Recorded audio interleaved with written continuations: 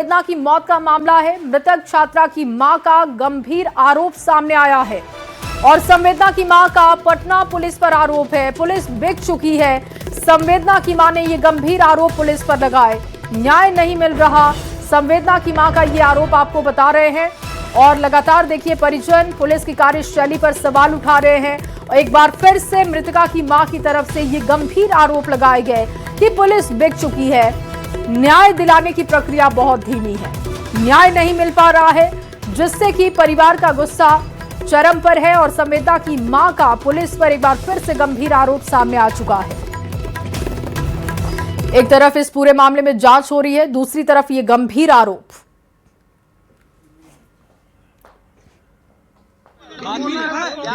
मेरी बेटी क्या न्याय देगा? कोई अति देने वाले नहीं है। यहाँ बिका हुए हैं, पुलिस सब बिके हुए हैं। गड्डी मिला है, हम गड्डी नहीं दे रहे हैं। पुलिस डीएसपी रहे चाहे एसपी रहे चाहे कौन चौधरी हैं, कौन चौधरी तो बुला रहे हैं। कहानी कहना क्या चाह रही है पुलिस? कहना क्या चाह रही है? कह रही है कि सुसाइड हुआ है, सुसाइड अथी नहीं हुआ है, रेप नहीं हुआ है, रेप नहीं, डॉक्टर झूठ बोल रहा है। डीजीपी सर बोले हाँ सुसाइड हुआ है। हाँ। और पटना से एक और बड़ी खबर आपके सामने रखने जा रहे हैं। डीजीपी विनय कुमार के आवास पर बैठक हुई है। संवेदना के परिजनों से बातचीत की गई, एसआईटी के अधिकारियों के साथ समीक्षा बैठक की गई और इससे पहले पुलिस मुख्यालय में भी डीजीपी ने बैठक की और केस को लेकर चर्चा हुई है। और इस बैठक से बाहर निकलते ही संवेदना की मां ने पटना पुलिस पर गंभीर आरोप लगा दिए और कहा कि पटना पुलिस बिक चुकी है, न्याय नहीं मिल पा रहा है। डीजीपी विनय कुमार के आवास पर देखिए समीक्षा बैठक बुलाई गई थी, जहां पर मृतका की मां को बुलाया गया था। केस ये कैसे आगे बढ़ रहा है और जांच का दायरा कैसे बढ़ाया जा रहा है, अब तक स्टेटस रिपोर्ट क्या है इस पूरे मामले में, उसी की समीक्षा करने के लिए डीजीपी की तरफ से तमाम अधिकारियों को आवास पर बुलाया गया था, जहां पर मृतका की मां भी पहुंची थी, जिनकी नाराजगी एक बार फिर से पुलिस को लेकर सामने आई है। और उन्होंने कहा कि इस पूरे मामले में पुलिस अच्छे से काम नहीं कर रही है, पुलिस बिक चुकी है, न्याय नहीं मिल पा रहा।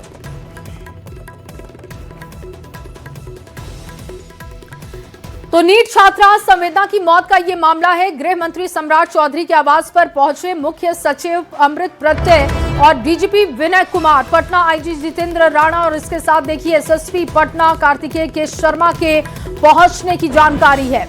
एएसपी अभिनव और एसआईटी चीफ पहुंची गृह मंत्री के आवास पर। गृह मंत्री पूरे मामले की समीक्षा करते हुए देखे गए। मामले पर गृह मंत्री सम्राट चौधरी सख्त दिखाई दे रहे हैं और जब तमाम अधिकारियों को बुलाया गया था, इस मामले को लेकर समीक्षा बैठक की गई है। गृह मंत्रालय की तरफ से ये तलब था। गृह मंत्री सम्राट चौधरी जो कि लगातार इस मामले पर नजर बनाए हुए हैं और उनका कहना है कि पुलिस को पूरी छूट है, जल्द से जल्द इस मामले में कार्रवाई हो और पीड़िता और उसके परिवार को न्याय दिलाया जाए। और देखिए ये तस्वीर उसी वक्त की है जब तमाम अधिकारी पहुंचे थे गृह मंत्री सम्राट चौधरी के आवास पर। केस की समीक्षा हुई। समीक्षा जो है गृह मंत्री कर रहे हैं रेप और जो संदिग्ध मौत मामला है उसकी, और डीजीपी जो है वो पहुंचे हैं। इनके पहले जो है पटना आईजी से लेकर के तमाम जो जांच से जुड़े अधिकारी हैं, पुलिस अधिकारी, वो यहाँ पे पहुंचे हुए हैं। और गृह मंत्री जो हैं सम्राट चौधरी आज इस मामले की एक बार फिर से समीक्षा करने के लिए बुलाए हैं। अब तक की जांच में क्या बातें सामने आई है ये जानने के लिए बुलाए हैं। और बताते चले कि डीजीपी के अलावा जो है मुख्य सचिव प्रत्यय अमृत भी यहाँ पे पहुंचे हैं। इनके अलावा अगर बात करें तो पटना के आईजी जितेंद्र राणा, एसएसपी कार्तिकेय के शर्मा के अलावा एसआईटी की जो एसडीपीओ हैं अनु, वो पहुंची हैं। और जो अब तक जांच हुई है इस पूरे मामले में, एसआईटी ने जो जांच किया है वो जांच किस तरह से किस दिशा में आगे बढ़ रही है, इसकी समीक्षा करने के लिए जो है वो गृह मंत्री सम्राट चौधरी ने सभी को यहाँ पे तलब किया है। और बताते चलें कि अब तक इस पूरे मामले में जो पर्दा है वो पूरी तरह से एसआईटी नहीं उठा पाया है। हालांकि 5 संदिग्धों को हिरासत में लेकर पूछताछ कर रहा है। अब डीएनए जांच जो है वो भी किया जा रहा है की टीम के द्वारा और पता ये लगाया जा रहा है कि जो स्पर्म पाया गया है क्या इन्हीं 5 संदिग्धों में से किसी एक का है। हालांकि एसआईटी लगातार इस कोशिश में है कि जिसने भी इस कृत्य किया है, इस घिनौनी हरकत को किया है, दंगगी किया है, उसके मुंह से गुनाह स्वीकार करवाया जाए, गुनाह वो कबूल कर ले और उसके बाद ही इस पूरे मामले पर से पर्दा उठाया जाएगा। हालांकि डीएनए सैंपल जो लिए गए हैं उसकी जांच रिपोर्ट आने के बाद तस्वीर बिल्कुल साफ हो जाएगी। उसी क्रम में आज एक बार फिर से यह समीक्षा जो है वो किया जा रहा है सम्राट चौधरी के द्वारा।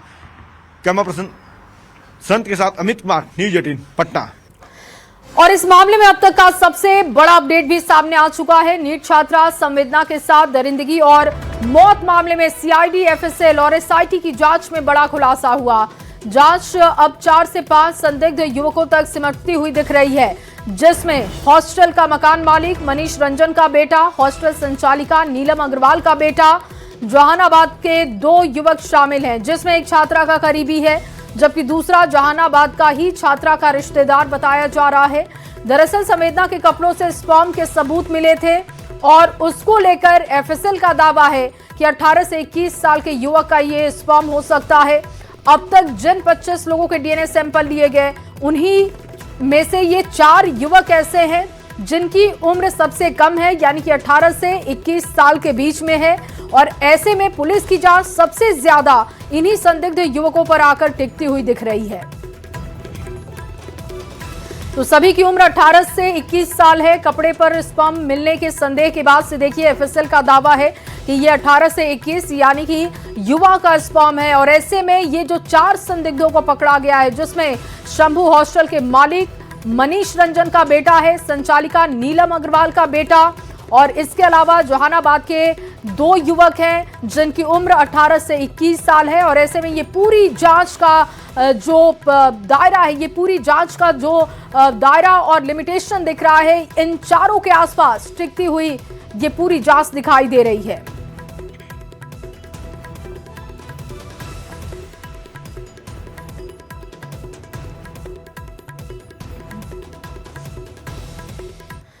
और चलिए बड़ी खबर अब आपके सामने बेतिया से रखते हैं, जहां मजदूर की मौत के बाद सड़क पर जमकर बवाल हुआ है।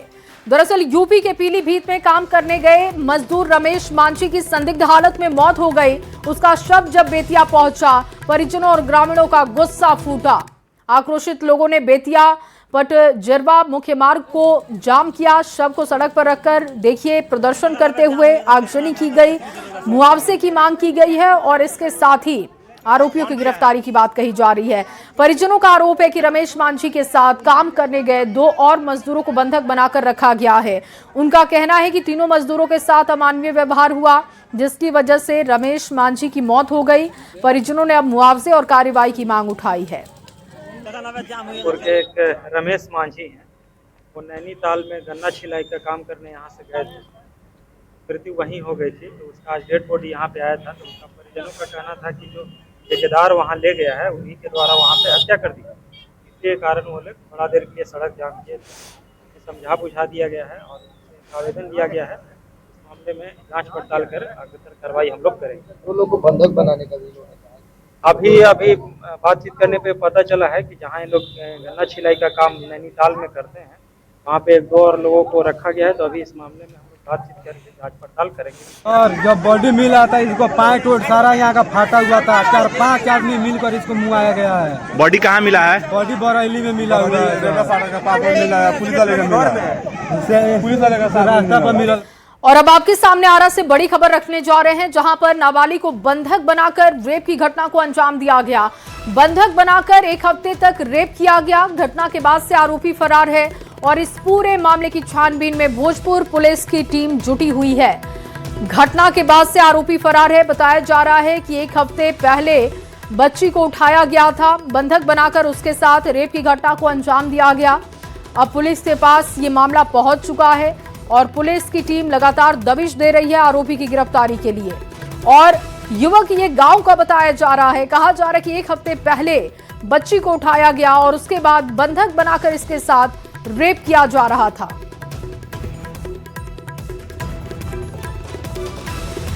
और अगली बड़ी खबर आपके सामने कैमूर से रखने जा रहे हैं। नाबालिग से गैंगरेप की घटना को यहां पर अंजाम दिया गया। गांव के ही 2 युवकों पर आरोप लगे हैं। दुष्कर्म का अश्लील वीडियो तैयार किया गया, ब्लैकमेल कर कई बार बच्ची के साथ रेप किया गया है।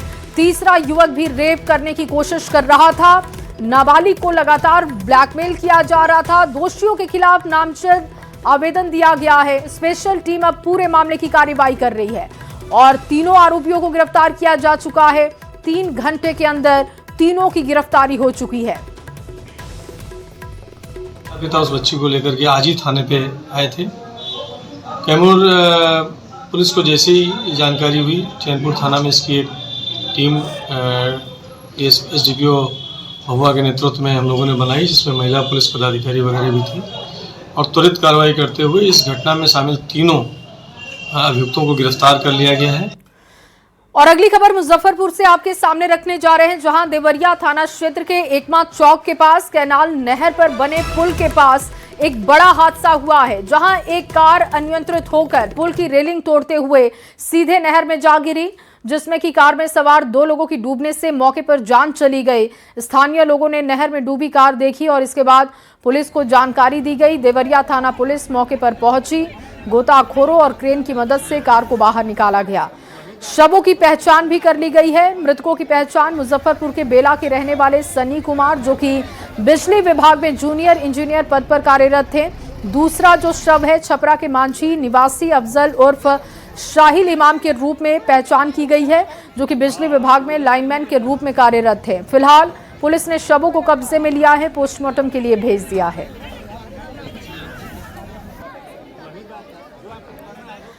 और पटना से बड़ी खबर अब आपके सामने रखने जा रहे हैं। डॉक्टर के घर में घुसकर लूटपाट की गई है। हथियार बंद अपराधियों ने हथियार का डर दिखाकर लूटपाट की है और अपराधियों ने लगभग 3 लाख रुपए के गहने लूटे हैं। विरोध करने पर डॉक्टर के परिजनों से मारपीट की गई और घटना को अंजाम देने के बाद अपराधी मौके से फरार हो गए। पीड़ित डॉक्टर हिमांशु कुमार ने थाने में मामला दर्ज करवा दिया है और पूरे मामले की अब छानबीन हो रही है।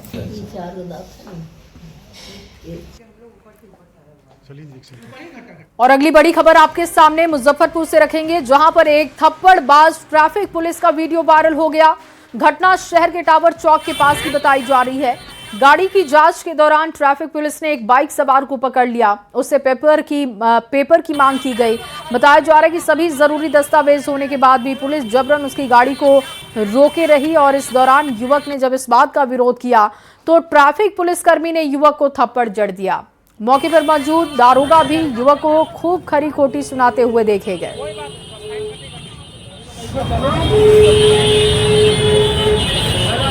गाड़ी में बैठना यार, तू ये तो हल्ला क्या कर रहा है? गाड़ी में बैठो, तेरे के बारे में समझ आ रहा है। तो छोटा है गाड़ी, बहुत जोरदार बुझाता है गाड़ी। कोई बात नहीं,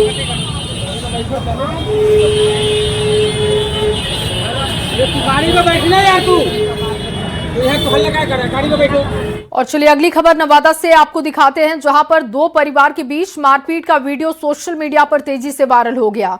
वीडियो नवादा के राजेंद्र नगर मोहल्ले के पास का है, जहां 2 परिवार के पुरुष और महिला सदस्य आपस में भिड़े। पूरे इलाके में भीड़ जमा हो गई। जानकारी के अनुसार दोनों पक्ष पारिवारिक मामला लेकर कोर्ट पहुंचा हुआ था और तारीख पर दोनों कोर्ट पहुंचे थे, लेकिन इस बीच दोनों परिवार के बीच कहासुनी हुई। दोनों परिवार आपस में सड़क पर ही लड़ने लगे, जिसकी तस्वीरें आप भी देख पा रहे हैं। और देखिए पुरुष महिला हर कोई आपस में भिड़ता हुआ दिखा। 2 परिवारों के बीच का ये मामला था, जो कि सड़क पर आता हुआ दिखा, जिसको देखने के लिए, जिस तमाशे को देखने के लिए भारी भीड़ वहां पर जुटी।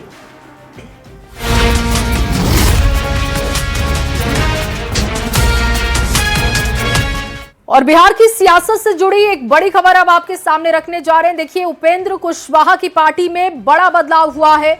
आरएलएम के नए प्रदेश अध्यक्ष बना दिए गए हैं। आलोक सिंह बने हैं नए प्रदेश अध्यक्ष। रोहतास के दिनारा से ये विधायक हैं और 2 कार्यकारी अध्यक्ष पार्टी में बनाए गए। प्रशांत पंकज और सुभाष चंद्रवंशी कार्यकारी अध्यक्ष हैं। हिमांशु पटेल को भी जिम्मेदारी मिली है, प्रधान महासचिव का जिम्मा वो देखेंगे। मदन चौधरी राष्ट्रीय उपाध्यक्ष बनाए गए हैं। पार्टी के राष्ट्रीय अध्यक्ष उपेंद्र कुशवाहा ने कहा कि पार्टी में अब कोई नाराजगी नहीं है। नए प्रदेश अध्यक्ष आलोक कुमार सिंह ने भी उपेंद्र कुशवाहा की बात को दोहराते हुए कहा कि पार्टी में अब कोई नाराजगी नहीं है। आलोक कुमार सिंह जी माननीय सदस्य विधानसभा, इनको प्रदेश अध्यक्ष पद की जवाबदेही दी जा रही है। 2 कार्यकारी अध्यक्ष बनाए जा रहे हैं इनके सहयोग के लिए। एक प्रशांत पंकज जी और दूसरा सुभाष चंद्रवंशी जी। आपको लेकर भी कहा गया कि आप भी नाराज हैं, क्या प्रेशर पॉलिटिक्स है? मेरा बयान सुने हैं नाराजगी वाला। तो आप लेकिन आपके साथ रामेश्वर महतो है, कई तस्वीरें आप लोगों के साथ आई। तस्वीर तो साथ है 4 अभी आज भी स्नेहलता मैम नहीं है, बता दीजिए किसने भी नाराज। कोई नाराजगी नहीं है, कोई नाराजगी नहीं। और अगली बड़ी खबर आपके सामने अब मुजफ्फरपुर से रखने जा रहे हैं, जहां धड़ल्ले से चल रहा है जमीन का खेल। सरकारी जमीन पर कब्जा करने का खेल चल रहा है। भूमाफिया सरकारी जमीनों को बेच रहे हैं। प्रस्तावित विवाह भवन की जमीन बेचने की खबर है और बताया जा रहा है कि सकरा के बगनगरी की ये पूरी घटना है, जहां पर डीएम ने अब कार्रवाई के आदेश दिए। पूरे मामले का खुलासा तब हुआ जब मुजफ्फरपुर के सकरा प्रखंड में प्रस्तावित विवाह भवन के भूमि पूजन के लिए जमीन की तलाश शुरू हुई। जब खोजबीन शुरू की गई तो पता चला कि कई एकड़ सरकारी जमीन पर भूमाफियाओं दबंगों ने या तो कब्जा किया है या फिर जमीन बेची गई है। इस पूरे मामले को लेकर मुखिया ने कई बार अंचलाधिकारी को पत्र लिखा, लेकिन कोई कार्रवाई नहीं हुई। अब पूरे मामले को लेकर मुजफ्फरपुर के जिलाधिकारी सुब्रत कुमार सेन ने बताया कि मामला संज्ञान में आ चुका है और पदाधिकारी पूर्वी को पूरे मामले की जांच कर रिपोर्ट के लिए कहा गया है। डीएम ने इस खेल में शामिल सभी के खिलाफ कड़ी कार्रवाई की बात कही। यहाँ पे करीब 10 से 12 एकड़ जमीन जो है कि बिक चुका है, निजी कब्जे में चला गया। हाँ, निजी कब्जे में चला गया है और पत्राचार हमने बहुत सारा किया, लेकिन अभी तक उस पे कोई कार्रवाई नहीं हुई है। लोगों ने उस पर कब्जा कर लिया है, किसने बेचा है ये सब पता चला? ये पंचायत के यही के बिशनपुर बहनगरी पंचायत के ही कुछ दबंग लोग हैं जो कि इस जमीन को खरीद बिक्री आपस में ही आप आज उसको लिख दिए, कल उसको लिख दिए, ऐसे करके वही लोग इसको दखल कब्जा में रखे। जो सरकारी भूमि है उस पर अवैध दखल कब्जा अतिक्रमण लोगों का है। इसी में कुछ लोग जो है रजिस्ट्री भी कर दिया है एक दूसरे को। जैसे सामने एक पोखर है 1536, उसका रकबा है 1 एकड़ 45 डिसमिल, उसमें से कुछ लोग जो है सो रजिस्ट्री भी ले लिया है। मुखिया जी जो हैं 2022 से कंटिन्यू आवेदन दे रही हैं कि यहाँ के मैटर को सॉर्ट आउट कीजिए। यहाँ बड़े पैमाने पे भूमाफिया एक्टिव है, जो कि 1 एकड़ नहीं कई एकड़ जो है लोग जमीन दखल कब्जा कर लिया है, अवैध रूप से बेच दिया है। और इसके लिए हम बार बार लिखे हैं। कितनी जमीन बिक गई होगी अब तक? अब तक करीब टोटल जमीन ही बिका हुआ है। सब मिली है। मैंने एसडीओ को बोला है कि इसको एक बार चेक करवा लें कि जो दावा वहाँ के स्थानीय जनप्रतिनिधि, जैसा आप लोग बता रहे हैं कि वहाँ के मुखिया जी कर रही हैं कि लोगों ने सरकारी जमीन की खरीद बिक्री की है, तो इस तरह का अगर साक्ष्य पाया जाएगा तो निश्चित रूप से कानूनी कार्रवाई भी होगी। और जो लोग भी इसमें संलिप्त हैं उनके विरुद्ध हम लोग, अगर कोई सरकारी कर्मी होंगे तो अनुशासनिक कार्रवाई भी होगी। और अगली खबर अररिया से है, जहां पर 178 एकड़ भूदान की जमीन पर बिचौलियों की नजर है। अब भूदान ऑफिस की जमीन पर लोगों ने कब्जा कर अतिक्रमण करना शुरू कर दिया है, जिससे कि भूदान ऑफिस के अधिकारी परेशान हो गए। भूदान कार्यालय के मंत्री आदित्य चौधरी ने यह दावा किया कि जमीन माफिया भूदान की जमीन पर कब्जा जमा रहे हैं और इसको लेकर कार्रवाई होनी चाहिए। और बिहार के राजस्व एवं भूमि सुधार मंत्री विजय सिन्हा ने भूमाफिया और बिचौलियों के साथ ही भ्रष्ट अधिकारियों को कड़े शब्दों में चेतावनी दी।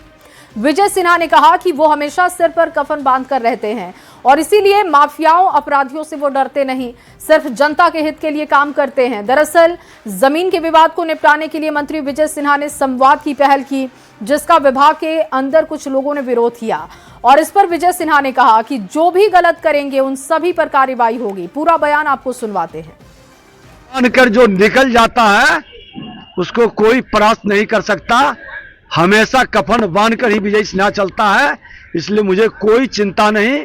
जो विभाग के द्वारा कदम उठाए गए हैं भूमि सुधार जन कल्याण संवाद, उसका विरोध नहीं करेंगे।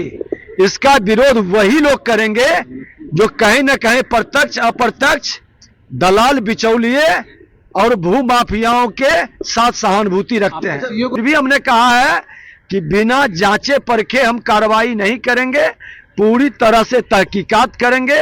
आरोप गलत होगा तो आप पर भी कार्रवाई करेंगे, आरोप सही होगा तो इन पर एक्शन होगा।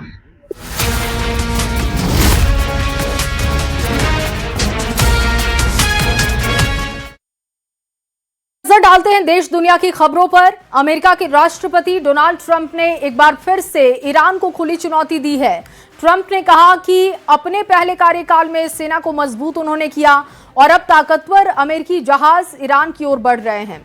ट्रंप ने ईरान को धमकाया है कि ऐसी नौबत ना आए कि ताकतवर अमेरिकी जहाजों का इस्तेमाल ईरान के खिलाफ करना पड़ जाए।